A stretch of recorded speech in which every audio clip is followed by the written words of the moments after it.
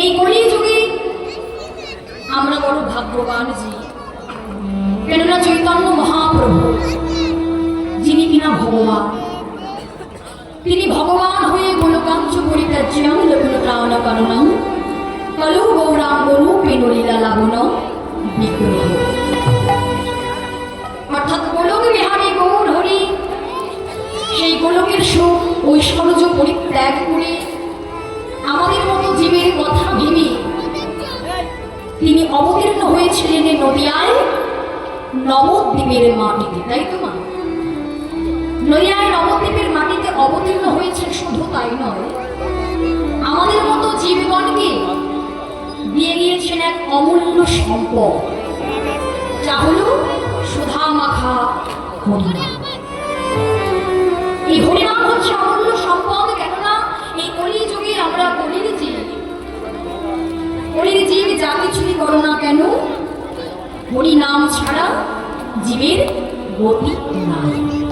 এই কলিযুগে মুক্তির উপায়, মুক্তির বিধান যদি কিছু থেকে থাকে, সেটা হচ্ছে হরিনাম মহামন্ত্র জপ করা, তাই না?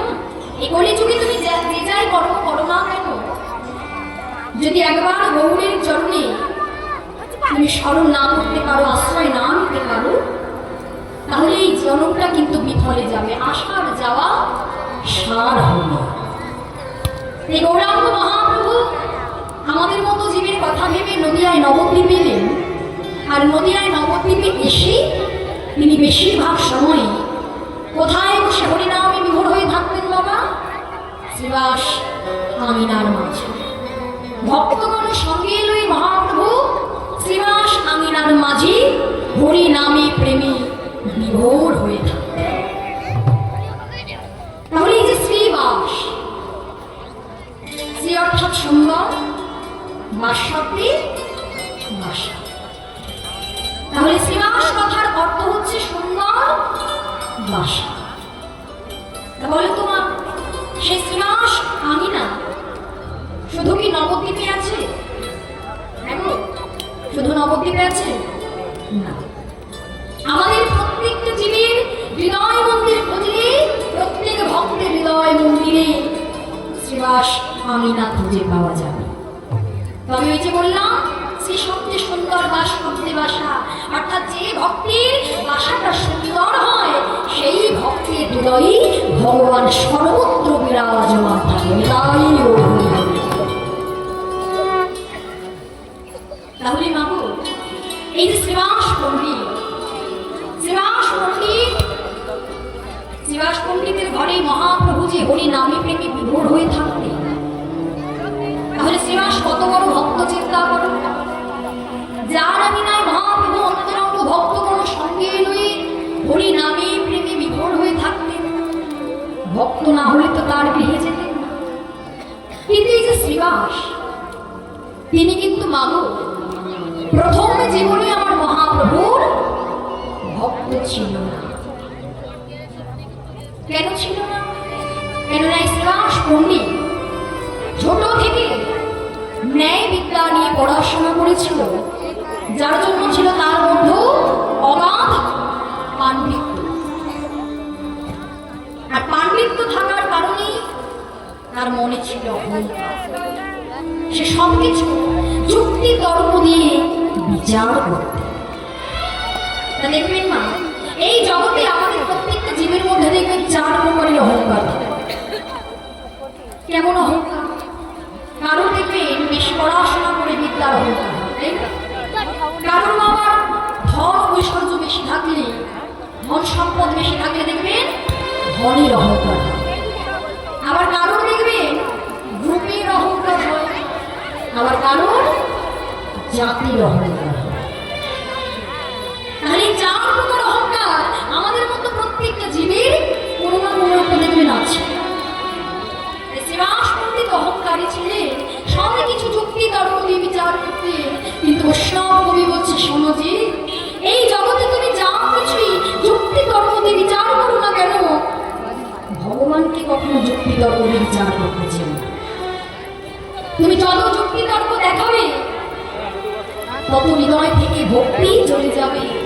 যুক্তি তর্ক দিয়ে কখনো ভক্তি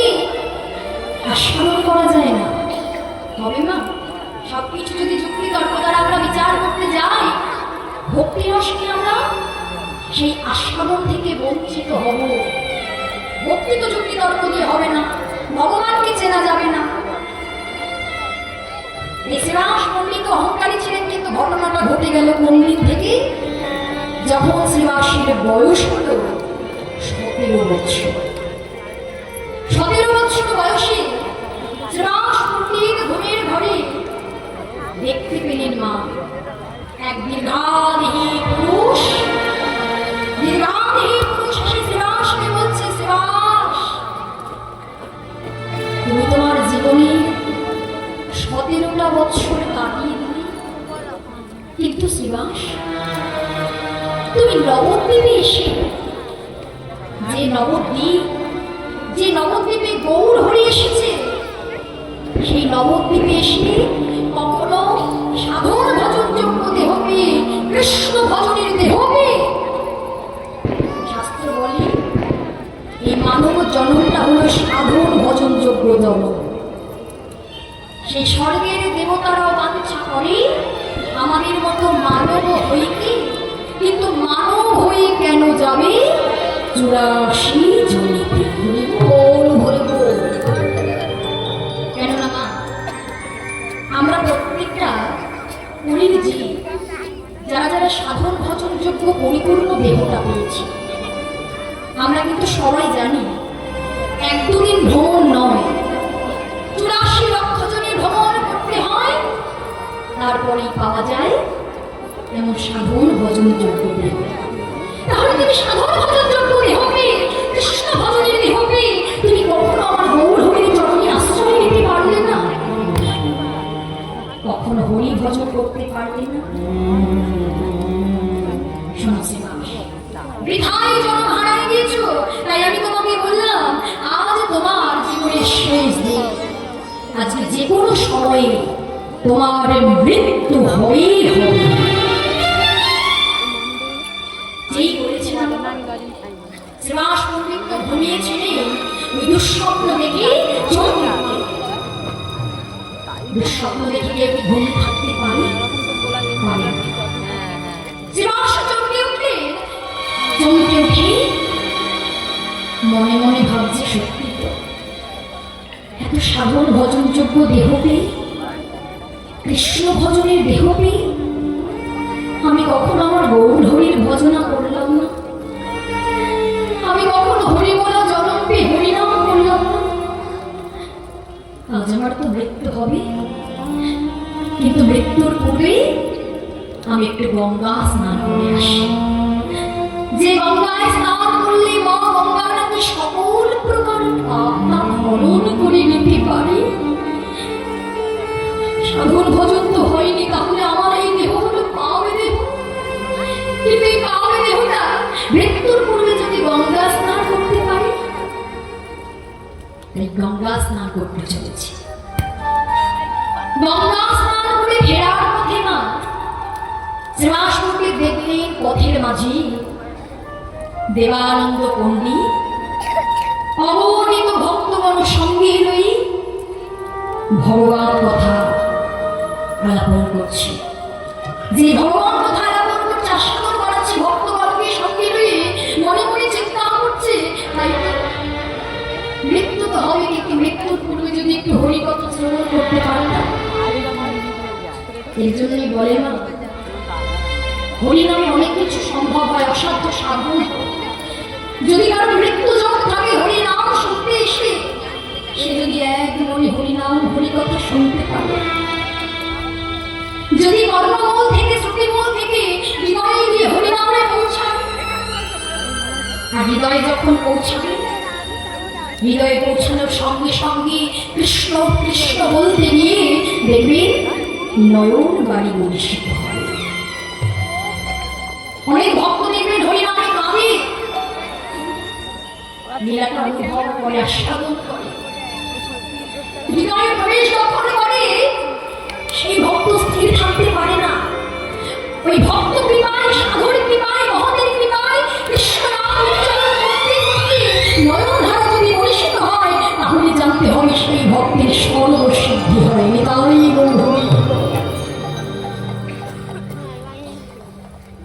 তাই গৌর। তাই তো শ্রীবাস পণ্ডিত দেবানন্দ পণ্ডিতের মুখে মৃত্যুর পূর্বে হরি কথা শ্রবণ করছে, ভগবত কথা শ্রবণ করছে। শ্রবণ করতে করতে একটা উঁচু ঢিবির উপর থেকে শ্রীবাস পণ্ডিত আছাড় খেয়ে অচৈতন্য অবস্থায় পড়ে গেলেন। আর যেই অচৈতন্য অবস্থায় পড়ে গেলে ছুটতে ছুটতে দেবানন্দ পণ্ডিত গিয়ে শ্রীবাসের মাথাটা নিজের কোলের উপরে রেখেছে। আর কোলের উপরে রেখে যখন সে অচৈতন্য অবস্থায় রয়েছে, দেখবে ইহ জগতে যদি কেউ অচৈতন্য হয়ে পড়ে আমরা প্রথমেই কি করি, চোখে মুখে দেখবেন একটু জলের ছিটে দিই, তাই না? দেবানন্দ পণ্ডিত কি করলেন, শ্রীবাসের ওই বদনে চোখে মুখে যেই জলের ছিটে দিয়েছে চেতন ফিরে পেয়ে করজোরে কেঁদে কেঁদে বলছে, বৈষ্ণব বৈষ্ণব, আজ তো আমার মৃত্যু হয়েই যাচ্ছিল, আমি জানি না কোন ভাগ্য বলে, কোন মহতের কৃপা বলে আমি আমার দেহটা আমি আবার ফিরে পেলাম, আমি আমার প্রাণটা ফিরে পেলাম।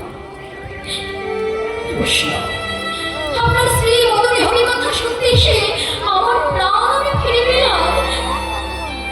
তাই তো আপনাকে বলি, আপনার কাছে এসেই বলি, আমি যে পুনর্জন্ম যে আমার হলো, আমি যে আমার প্রাণটা ফিরে পেলাম, সে কিন্তু আমায় নিতে এসেছিল। যেহেতু সে আমায় বলেছিল আমায় নিতে আসবে, সে আমায় নিতে এসেছিল। কিন্তু হরি কথা যেহেতু শুনতে এসেছি, হরি কথা শুনতে এসেছি বলে সে আমায় নিতে পারলো না, কিন্তু সে যে এসেছিল এটা প্রমাণ করার জন্য সে আমায় উঁচু ঢিবির উপর থেকে ধাক্কা দিয়ে ফেলে।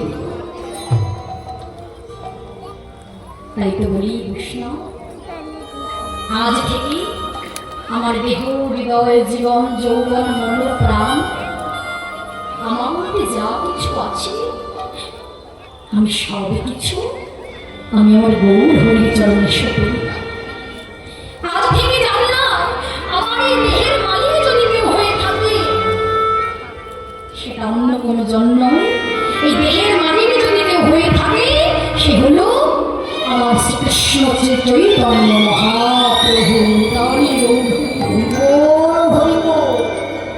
আমি সবই কিছু গৌর চরণে সমর্পণ করলাম। আর এতটাই সমর্পণ করেছিল মা, আপনারা সকলেই জানেন যে শ্রীবাস পণ্ডিতের সন্তান কিন্তু মারা গিয়েছিল। এই যে শ্রীবাস পণ্ডিত গৌর হরিকে এত ভালোবেসেছিল, আচ্ছা চিন্তা করুন তো, তার সন্তান চলে গিয়েছিল কিন্তু প্রভুকে সে কোনো অভিযোগ জানায়নি, তাই না? যে গৌর হরি ভুবন মঙ্গল হরি নাম সংকীর্তনে বিভোর হয়েছিলেন, তার গৃহে আমি নয়, কত বড় ভক্ত, তার সন্তান চলে গিয়েছিল কিন্তু প্রভুকে সে কখনো অভিযোগ করেনি। সে এত বড় ভক্ত, সে সবই কিছু গৌর চরণে এত সমর্পণ করে দিয়েছিল। এই জাগতিক জগতে আমরা কিন্তু সবাই জানি বাবা, কোনো কিছুই আমাদের মতো জীবের আমার আমার করছে ঠিকই, এরা কিন্তু কেউ আমার নয়, সবাই জানে। তবু বলো তোমা, আমার আমার নয় জানি, তবু মনটাকে কি মানাতে পারি? আমরা কি দূরের সঙ্গে থাকতে পারি? সেই তো সংসারের মধ্যে আবদ্ধ হয়ে আছি, মায়ায় জড়িয়ে আছে সমস্ত জীব। আমাদের থেকে যদি কোনো জীব চলে যায়, কোনো প্রাণীর যদি কেউ চলে যায়, কাছের মানুষ চলে যায়, আমরা কি সইতে পারি? আমরা কি ভেবে দেখি, আমি যখন এসেছিলাম ভবে একা এসেছিলাম, যখন চলে যেতে হবে তখন আমাকে একা যেতে হবে। যে চলে গিয়েছে সেও একা এসেছিল, একা চলে গিয়েছে। কাউকে দুদিন আগে আসতে হবে, কাউকে দুদিন পরে যেতে হবে, তাই না? যেতে তো হবে, কেউ দুদিন আগে আর কেউ দুদিন পরে। আমরা সবাই কিছু জানি, কিন্তু তবুও দেখবেন আমাদের মনটাকে আমরা মানাতে পারি না। যদি আমাদের কাছে মানুষ চলে যায়, কিছু বিপদ আপদ হয়, ভগবানকে কত অভিযোগ করি, প্রভু তোমায় আমি এত ভালোবাসি, তবু তুমি আমার থেকে তাকে কেড়ে নিলে দয়াময়। কেন বললি? কিন্তু এই জগতে যারা প্রকৃত ভক্ত হতে পেরেছে তারা ভগবানকে কখনো বিজয় করতে শেখেনি, ভগবানকে কখনো দায়ী করতে শেখেনি। তারা তো জানে মা, এই রঙ্গমঞ্চে আমরা কিছুদিনের জন্য এসেছি। তুমি যতই সবাইকে আমার বলো না কেন মা, আমাদের খেলা যেদিন শেষ হয়ে যাবে সবাইকে চলে যেতে হবে। যতই আমার বলো না কেন, গৌরহরি বললেন শোনোজি, এই সংসার জীবনে প্রত্যেকটা জীবনকে এসে কষ্ট পেতে হয়, দুঃখ পেতে হয়, যন্ত্রণা পেতে হয়। কেউ কিন্তু নিজের বুকে হাত দিয়ে বলতে পারবো না আমার সর্বসুখী সুখী। সবার কষ্ট, সবার যন্ত্রণা কেন জানো যে? সংসার। নকলকে তোমরা সার করে রেখেছ, সম্মানী নকল, নকলকে তোমরা সার করে প্রতিনিয়ত এগিয়ে চলেছ, আর নকলকে সার করে আছো, অনিত্য জীবের উপর ভরসা করে আছো। নিত্য জীবকে তোমরা চিনতে পারো না, তাই তোমাদের জীবে কষ্ট যায় না, দুঃখ যায় না, ক্রমাগত কষ্ট দুঃখ যন্ত্রণা বেড়েই চলেছে। তাই তো বলি জি, এখনো সময় আছে, একবার হরিনাম করো, একবার কৃষ্ণ নাম করো, সময় থাকতে ভক্ত সঙ্গ করো, সময় থাকতে সাধু সঙ্গ করো। কি হবে জি? সব দুদিনের জন্য। সংসারের জন্য তুমি যতদিন করতে পারবে, সংসারকে যতদিন তুমি দিতে পারবে, ততদিন সংসার তোমার থাকবে, তাই না মা? আচ্ছা বলেন তো, যখন আমরা বৃদ্ধ হয়ে যাব তখন সবার কাছে দেখবেন বোঝা হয়ে যাবে। যখন কিছু করতে পারবো না, কর্ম করতে পারবো না, তখন নিজের জন্য বলে উঠবে, আরে বাবা এই বুড়িটা মরলেই আমরা তবে বাঁচি।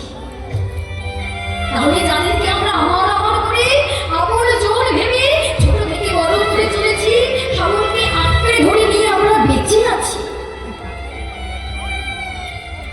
সঙ্গের সাথী তো হবে না, তুমি যদি বেঁচে থাকো তবেও তুমি তার কাছে বোঝা হয়ে যাবে। তাই তো বললেন, ওই যে বললেন না মা, তুমি যার জন্য